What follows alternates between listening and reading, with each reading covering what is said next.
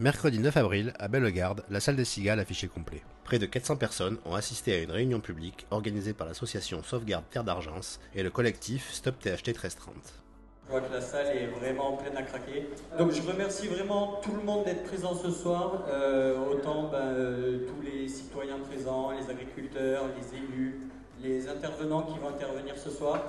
On a pas mal de sujets divers, vous allez voir, on va en balayer pas mal. Si vous avez des questions, n'hésitez pas, ça peut être aussi une forme d'échange.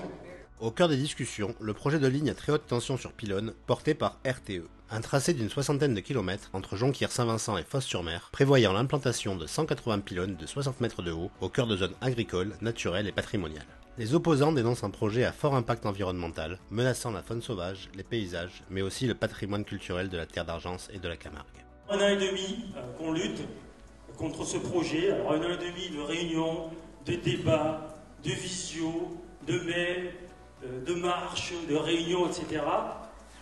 Déjà, je voudrais vous remercier à celles et ceux qui ont participé ou qui vont y participer, parce que nous sommes des citoyens, c'est pas notre job, et là on est en train de faire le boulot de l'État, donc merci pour celles et ceux qui se sont engagés et qui vont s'engager. Mais au-delà du refus, et bien que pour la décarbonation, le collectif avance des alternatives concrètes, comme l'enfouissement des lignes déjà mises en œuvre ailleurs en France, une solution moins destructrice pour le territoire. Aujourd'hui, grâce au travail d'experts indépendants, nous savons que des solutions existent. Elles sont en cohérence avec notre époque, elles sont ambitieuses et novatrices.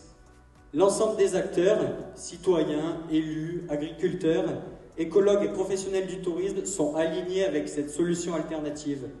Les seuls réticents sont RTE qui sont figés dans des méthodes du siècle dernier.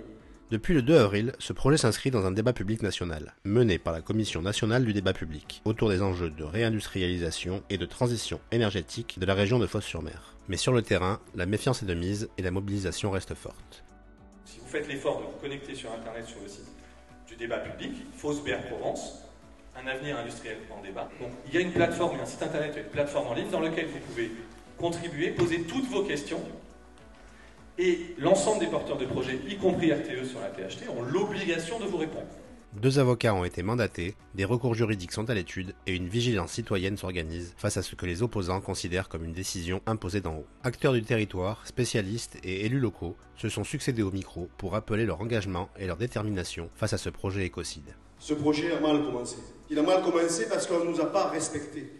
Alors écoutez, moi je le dis simplement, je dis on ne va pas se laisser faire. Et on est le 6e département le plus pauvre de France.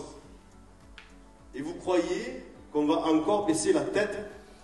Mais quand même, mais comment on peut penser ne pas imaginer, prendre en considération des territoires comme les nôtres, que ce soit des territoires agricoles, touristiques, de parcs naturels, de biosphère, de tout ce qu'on vous a dit aujourd'hui. Écoutez, moi je ne sais pas ce qu'il atteindra de ce projet, mais tout combat qui n'est pas mené est un combat perdu. Merci à tous en tout cas d'être là.